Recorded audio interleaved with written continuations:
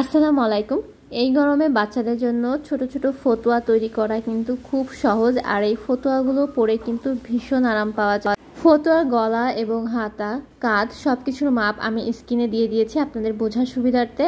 আর যেহেতু আমি ভালো রাউন্ড শেপে গোল করতে পারি না, তাই এইভাবে মুখটি ব্যবহার করেছি। আপনারা চাইলে যে কোনো বাটি, মুখটি যে কোনো কিছু ইউজ করতে পারেন।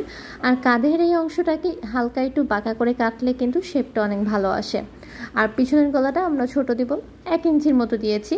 আর বডি রাখবো আমরা 20, তার মানে এখানে তার অর্ধেক করে যেটা হয় সাধারণত 5 হয়, আমি 1 ইঞ্চি বেশি রেখেছি সেলাইয়ের জন্য। আর নিচ থেকে হালকা একটু রাউন্ড করে কেটে নিব। কাটার সময় কিন্তু অবশ্যই সামনের গলাটা পরে কাটবেন, আগে পিছনের গলাটা কেটে নেবেন, এরপরে সামনের গলা কাটবেন। আর তখন পিছনের পার্টটাকে সরিয়ে রাখবেন। কাপড় কাটার সময় চেষ্টা করবেন কাপড়টা যেন কোনোভাবে ভাঁজ হয়ে না থাকে। যদি ভাঁজ হয়ে থাকে তাহলে কিন্তু কাপড় কাটাতে ফিনিশিং ভালো আসে না। তো আমি পিছনের পাটটাকে সরিয়ে রেখে সামনের পাটটার গলা কেটে নিয়েছি এবং সামনে বোতাম লাগানোর জন্য সামনের অংশটা কেটে 2 ভাগ করে নিয়েছি। আর বোতামের যে পট্টিটা হবে বা বোতাম ঘরটা হবে তার জন্য 1 টুকরো কাপড় নিয়েছি। আর পুরো ফতুয়াতে গলা এবং হাতাতে আমি পাইপিং দেওয়ার জন্য কিছু সাদা কাপড় কেটে নিয়েছি। তো প্রথমেই আমি বোতামের যে ঘরটা তৈরি করব সেটা তৈরি করে নিচ্ছি। এটা কিন্তু খুবই সহজ। কাপড়টাকে জাস্ট ভাঁজ করে আমরা যে পাটটা 2 ভাগ করেছিলাম সেটার উপর দিয়ে আমরা সেলাই করে যাব।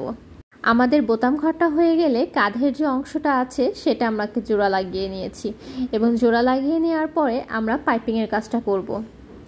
যতটুকু কাপড় ছিল আমি ততটুকু কাপড় দিয়ে করার চেষ্টা করেছি। এটা আমি প্রথমে উল্টা সাইড দিয়ে সেলাই করে সদর সাইডে ভাঁজ করে সেলাই করে দিয়েছি।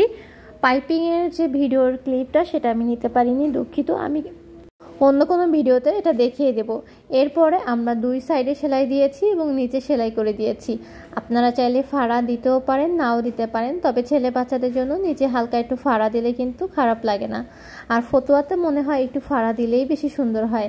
তারপরে আমি কিউট 2টা পকেট লাগিয়ে দিয়েছি। পকেট লাগানোর পরে জিনিসটা আসলে বেশি কিউট লাগতেছিল। আর এরপরে আমি বোতাম লাগাবো। তো বোতাম লাগানোর জন্য প্রথমে আমি বোতামের যে ঘরগুলো হবে বা যে জায়গাগুলোয় আমি বোতাম লাগাবো সেগুলোকে আমি মার্কিং করে নিচ্ছিলাম কলমের সাহায্যে।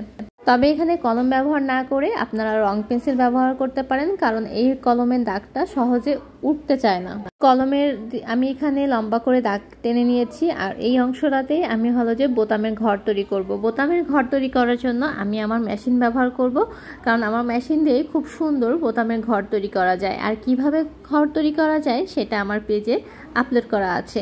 তো আমি বোতামের ঘরটা লাগিয়ে বোতামগুলো লাগিয়ে সম্পূর্ণটাই শেষ করে ফেলেছি। আজকের মতো এই পর্যন্তই। আল্লাহ হাফেজ। কেমন লাগলো অবশ্যই জানাবেন।